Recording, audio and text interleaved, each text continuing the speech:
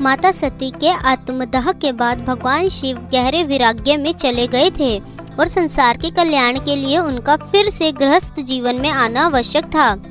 इसीलिए माता सती ने हिमालय राज्य के घर पार्वती के रूप में पूर्ण जन्म लिया। बचपन से ही पार्वती का मन शिव की भक्ति में लीन था और वे उन्हें ही अपने पति के रूप में पाना चाहती थी।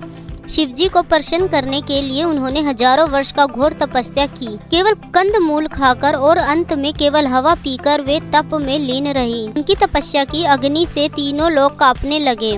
तब शिवजी ने उनकी परीक्षा लेने के लिए एक ब्राह्मण का रूप धरा और अपनी ही बुराई करने लगे, लेकिन पार्वती जी का निश्चय अटल था। उन्होंने उस ब्राह्मण को शिव की निंदा करने से रोक। पार्वती जी की ऐसी निस्वार्थ भक्ति देखकर शिव जी अपने वास्तविक स्वरूप में आ गए और उन्हें से विवाह का वरदान दिया।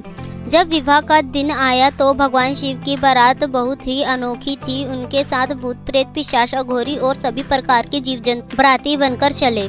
शिवजी ने बाघ की खाल पहनी थी और गले में सांप लिपटे हुए थे। ऐसी भयानक बारात देखकर पहले तो रानी मैना डर गई, लेकिन फिर माता पार्वती की प्रार्थना पर शिवजी ने अपना अत्यंत सुंदर और दिव्य चंद्रशेखर रूप धारण किया। इसके बाद देवताओं के राजा इंद्र, विष्णु जी और ब्रह्मा जी की उपस्थिति में शिव और पार्वती का भव्य विवाह संपन्न हुआ। यह कथा हमें सिखाती है कि यदि हमारा संकल्प सच्चा हो और तपस्या गहरी हो तो हम साक्षात ईश्वर को भी प्राप्त कर सकते हैं।